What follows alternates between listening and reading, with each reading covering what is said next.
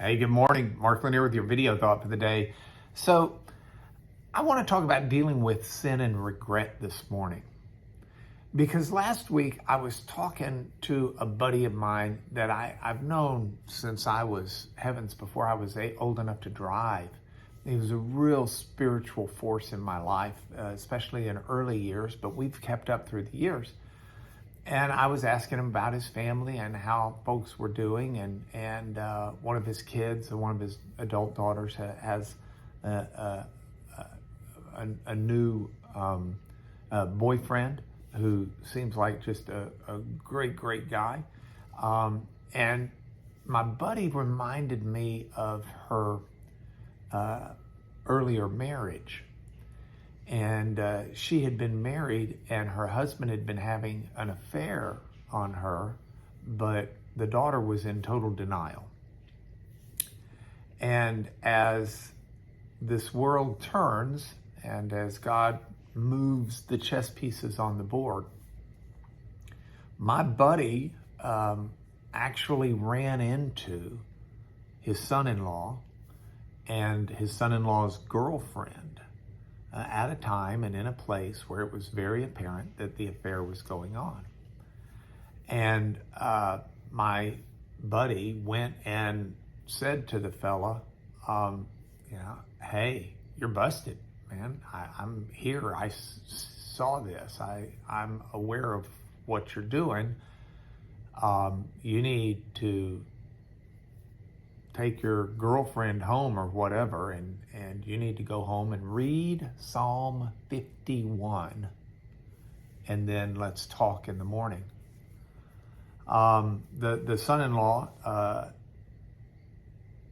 instead just went and filed for divorce, and it's actually turned out quite well as the daughter has found someone who's a wonderful man and great thing at this point. But it made me think, what advice is that?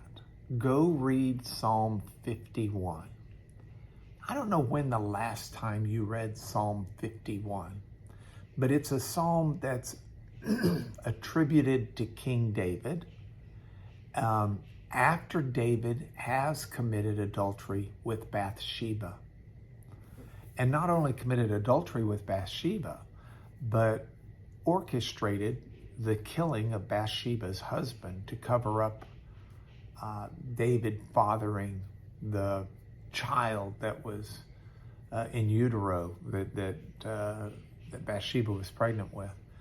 And after this issue of not only the sexual sin, but the shedding of innocent blood, David writes this incredible psalm of repentance.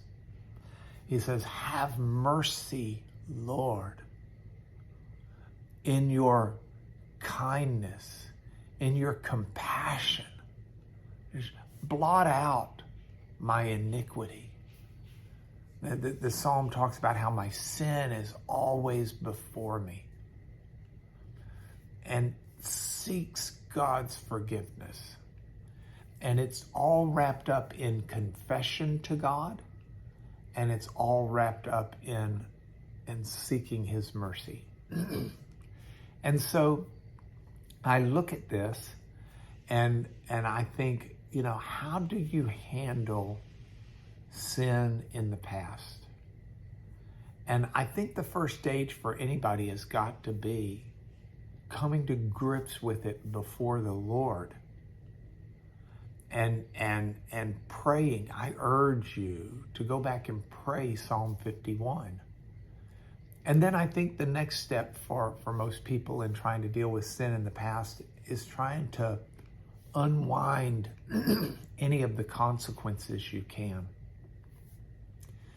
And oftentimes that might mean going to someone and confessing and asking for forgiveness.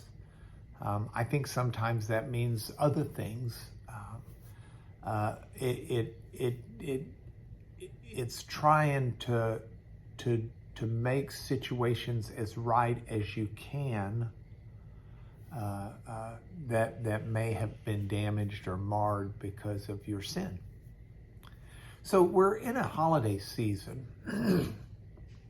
and it's the season where God shows his love to mankind by reaching out and doing the ultimate act of forgiveness. So there's a just basis for forgiveness with God. But I think we all need to come to him and be sure that we confess our sin to him, and be sure that we do what we can do to try to make things right. And that is sort of on my brain after that conversation with my friend. So I wanted to share it with you. I hope that it blesses you today.